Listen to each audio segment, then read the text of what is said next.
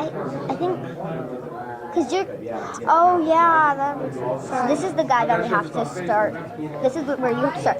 So you start, and then, so you start on Jerry Jones, and I start on. Guys, try and look somewhere in the middle picture, not like just to the side. Okay, so like, we're trying to look at our questions right now. Okay, let's try looking in the middle, okay? Okay, so let's start with her. Wait, so this time can you stop? We're trying to interview right now, okay? He's giving us tips, it's okay. Okay, they're not helping though. They're making us more nervous. Oh, there's another camera, 360 camera. Okay. Hi, my name is Madison. Annabelle, do you want to be 360? So, wait, go. Hi, my name is Madison. No, it's quiet. I'm scared now. Hey, come on. Okay. Hi, my name is Madison, and I'm Iris. Thank you for coming here. We have some questions for you, so let's get right into it. So how about I say it first? Hi, my name is Iris. Okay, let's try that. Hi, my name is Iris. Hi, my name is Madison. Thank you for coming. We have some questions for you, so let's get right into it. What is it that works for this, and then that also works for this one too. So, and then it's only different for this one. Yeah. Okay. So it will be normal for this one, so we should. Okay. And then, all right. Let's just do season all the way. Want to do season all the way? Yeah. Okay. Okay. Hi, my name is Iris. Hi, my name is Madison. Sorry, I freeze. Thank you for coming here today. We have some questions, so let's get right into it. Right into it. Yeah, right into it. Oh no, it would make sense for you to go first. It would? It would make sense for you to go first. It would? Because, hi, my name is Madison. I'm Iris. Thank you for coming here. We have some questions for you, so let's get right into it. What's your name and how you spell it, and then I say this. That's why we keep forgetting that. Yeah. So yeah, okay. So the only one it's different for would be where I start. Well, it would be this one then, because you're starting. So I would. Yeah. We did that. Okay. Yeah. Okay. Hi, my name is Madison, and I'm Iris. Thank you for coming here. We have some questions for you, so let's get right into it. So what is your name and how do you spell it? Okay. All right. Before we start the press conference, can you guys just do a really quick, we have a press conference at Markover! We have a press, on the count of one. So say, good morning, MM News. We have a press conference live in Markover. Okay, so 1, 2, 3. Good morning, MM News. We have a live press conference. Okay, hold on, we need a link. Okay, so. We have a live So on the count of 3, we'll be like, hi, Markover. We have a live press. We have a live. So I'll be like, we have a press conference. You'll be like, it's live. No, we should just do it all together. Do it together. We gotta be quick because they're gonna 1, 2, 3.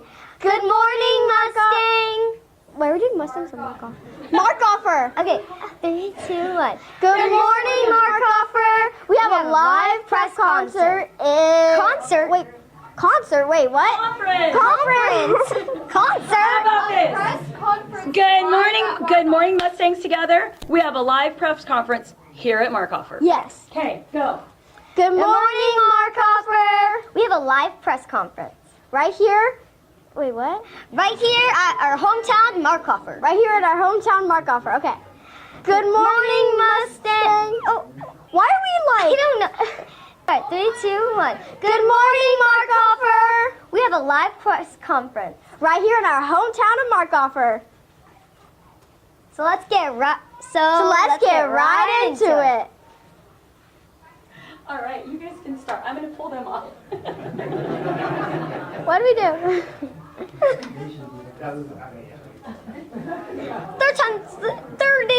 Fifth time's the charm. Yeah, 5th time's the charm. You guys are good. We're going to start with the real people now. Okay. Yeah. So come on. You guys get to interview after. So grab your questions for them. Should we grab our stools? Grab your stools, yep. Because we're kids. So at the very end, they're going to let us talk to them. So you guys are going to stand off stage. Okay. No, we're good.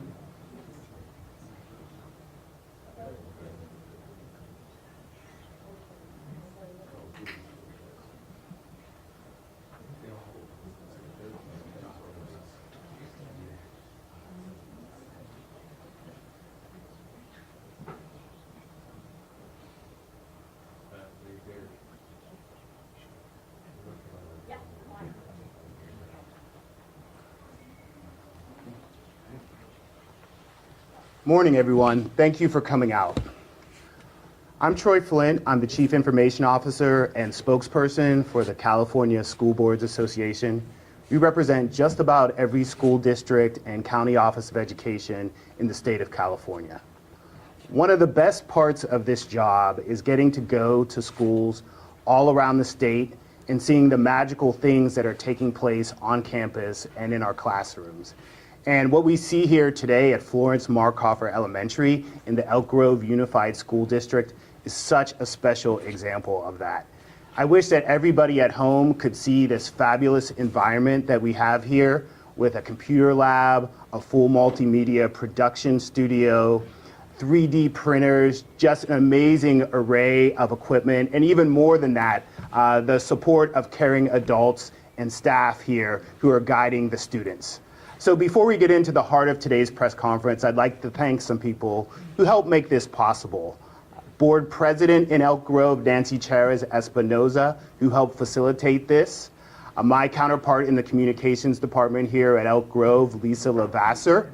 The principal, Deborah Stoppelman, who invited and welcomed us onto her campus. And then the woman who is most responsible for what happens in this special classroom, Tammy Knoll, the computer resource teacher. Without them, none of this would have been possible.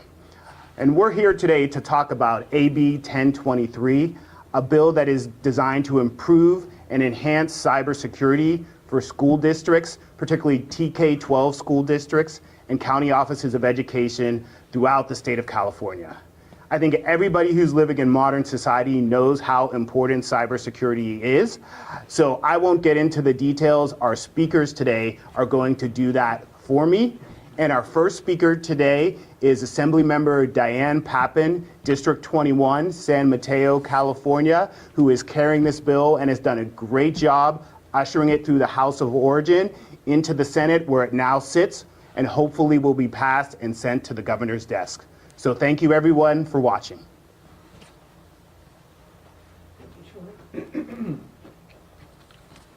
Well, good morning, everyone. I'm so honored to be here, and I'm honored to talk about AB 1023. So this is a bill that ensures that we'll have cybersecurity from TK all the way through 12th grade. Cybersecurity attacks, they're on the rise. They're on the rise nationally. They're on the rise in school districts. They're on the rise in school districts in California. And not just big school districts like Los Angeles or Long Beach, small school districts as well. And what happens when a cybersecurity attack happens? It can affect operations, and it can mean that there will be a breach of privacy as it relates to not only staff, but to our students. So I think this bill is tremendously important in that it will equip districts, large and small, with the ability to combat cyber attacks. And it'll allow offices of education to combat cyber attacks. It'll allow us to really defend and protect against cyber attacks. And while the governor has proposed funding this year, his budget will enhance the California Cybersecurity Integration Center. The language as it relates to these services say that they will protect academic institutions, which really usually refers to post-secondary schools. So what AB 1023 does is it makes sure that schools from TK all the way through 12th grade will be able to be protected from cybersecurity by way of being folded in, if you will, to the Cybersecurity Integration Center. I'm so honored to be able to do this bill and carry the torch, as it were, to make sure that all of our elementary schools, all the way through high school, are protected from cybersecurity attacks. As technology begins to play a bigger and bigger role in schools, we've got to make sure that they're protected, and they're protected against cybersecurity attacks. I'm just delighted to be here today. What an enormous honor it is. This is a great facility. I can't wait to be interviewed by some of our students momentarily. But without further ado, it's my pleasure to introduce the current CSBA president. Please welcome Ms. Susan Markarian. As a Greek, I should have gotten that Armenian name right. Welcome, Susan. Thank you, Diane.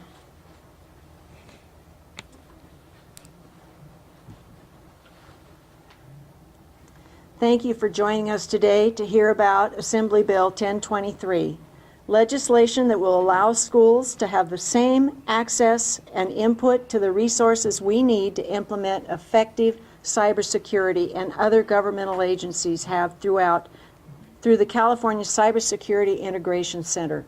Throughout California, districts small and large have been victimized by cyber attacks that shut down operations, hold data hostage, and put students and staff's privacy at risk. As ransomware attacks continue to grow, local educational agencies have increased, and we've become soft targets. For many districts, it is not a matter of if, but when. They will be subject to school district cyber attacks. In 2022, cyber attacks against the educational sector increased by 36% from the previous year. While a definitive number cannot be determined, a bill signed by the governor in 2022 now requires LEAs to report to the California cybersecurity incidences that affect more than 500 people. Districts like LA Unified, San Diego Unified were hit by cyber attacks, San Luis Obispo County, Glenn County Office of Education, which affected many Sacramento area schools. To counter this threat, CSBA is sponsoring AB 1023 with Diane Papan, and we are so grateful for her to carry this for us. While Governor Newsom has proposed funding in this year's budget to enhance the California Cybersecurity Integration Center, that support is not specific to schools. Sensitive information, and we have the most vital sensitive information of any government agency out there. And it is vital we have ransomware, and especially in small districts that lack the resources and the candidate pool to find experienced people to provide these services for us. AB 1023 will ensure that we all can be covered for cyber attacks. As technology plays a bigger and bigger role in schools and society, we need to be prepared. It is eminently that we be responsible and protect the students and staff and their privacy, which is why we have tried to pass, the Assembly passed this bill, 1023, unanimously, and we needed to go to the governor's desk for his signature. I would like to introduce Jerry Jones, Executive Director of Tech Services of the Sacramento County Office of Education. Jerry? Thank you so much to both of you. We're excited to be here. I'm Jerry Jones. I'm the Executive Director of Technology Services at the Sacramento County Office of Education. I'm also a board member for CITE, which stands for California IT and Education.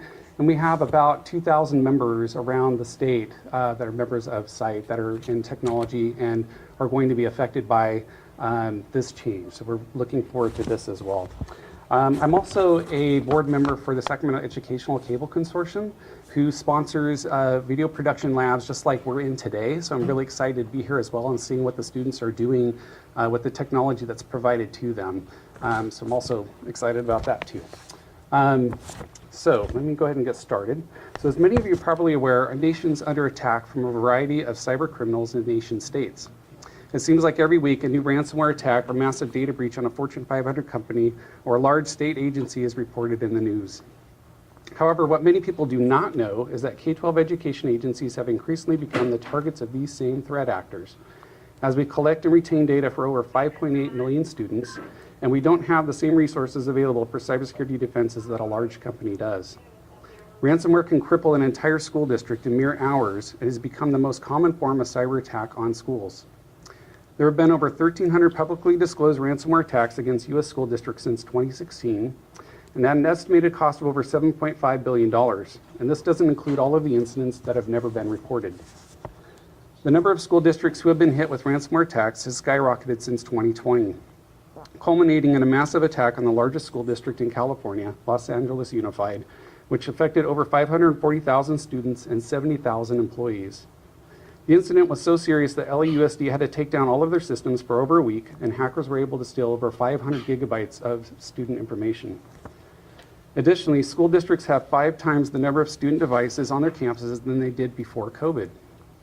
Most districts have moved to one-to-one deployment of mobile devices to students so that each student now has a Chromebook that they bring to class for class-based projects as well as other learning-related activities at school. But while the number of devices K-12 must protect has grown exponentially these past 3 years, the number of staff dedicated to supporting these devices has not increased very much. What's more, K-12 agencies don't have any dedicated funding for cybersecurity defenses and staff. This means that schools have little or no resources to combat the barrage of phishing emails, social engineering scams, and other attacks that we face on a daily basis. We are woefully outnumbered and underfunded against an increasingly sophisticated enemy that is doing their best to steal our children's data and sell it back to us. Unfortunately, small school districts are in an even more precarious situation. While large school districts generally have a large technology support team that can at least spend a portion of their time on cybersecurity defenses, many of California's small school districts have only 1 or 2 technology support staff who are also responsible for protecting their entire district. And in some cases, extremely small districts don't have any dedicated technology support staff whatsoever. So let that sink in. If the largest school district in California, LAUSD, fell victim to a highly sophisticated and crippling ransomware attack, what chance does our smallest school districts face against these same cyber criminals? Sadly, the answer is very little or none at all. In addition to these challenges I've outlined, it's becoming increasingly difficult for school districts to obtain cybersecurity insurance due to the ongoing and growing cost and significant requirements, which means that there will be an ever-increasing financial risk to small school districts who become the victim of an attack. A single serious incident could pose grave consequences to a district that has no cybersecurity insurance. Now, I know I spent a lot of time talking about the many challenges that K-12 agencies face, and I also want to point out that schools have done a lot to improve the cybersecurity posture over the past 3 years, despite the little resources available to them. Many have implemented multi-factor authentication to stop hackers from breaking into their email accounts, as this requires staff to use a secondary device, such as a cell phone, in order to verify who they are before they're able to log in. This is the single most important defense an organization can implement, as it's the #1 way hackers are gaining access to our systems and accounts. And it's through people, not through firewalls or other things that you see in the media or in movies. So while school districts use firewalls to prevent unauthorized access to confidential data, a single email account compromise can allow a hacker to go in through the front door and gain access to the entire system for a school, which is what's happened in the past. So I know I've spent a lot of time talking about the many challenges that K-12 agencies face, but I also want to point out that schools have done a lot to improve their cybersecurity posture over the past 3 years. Oh, sorry. I'm repeating myself there.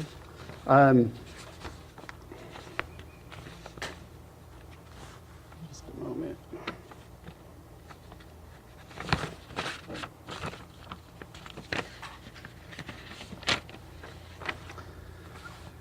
So sorry, I want to go ahead and conclude by talking about AB 1023, as it's an important step to provide the much needed help to K-12 agencies to combat these threats.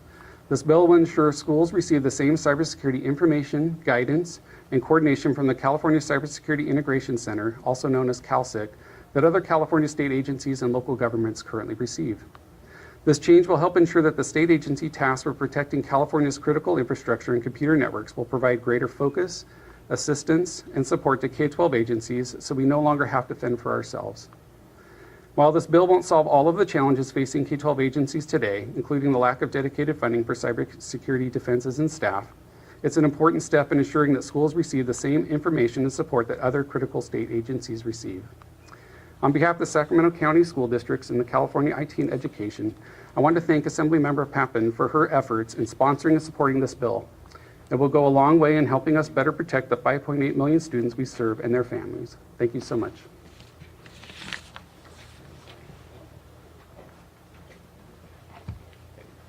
Thank you, Jerry. Thank you, Assemblymember Papan, and thank you, President Mark Carrion. We have just a few minutes for questions if anyone has some in the audience. Why don't we all come up and stand? Good. Sir. the people who are actually Please continue, it's fine. I was just gonna like ask like who are like the people who are trying to like perpetrate like cause the attack in the first place? Where's the source, like root source? Like do you guys know where that might be coming from? That's you, Jimmy. Sounds like a question for me. So they are from all over the place. Most are what are called nation-state actors, which are people from other countries that are generally enemies of the United States that are trying to either install ransomware on our computers, which encrypts all of the data and makes it so we cannot access the data anymore.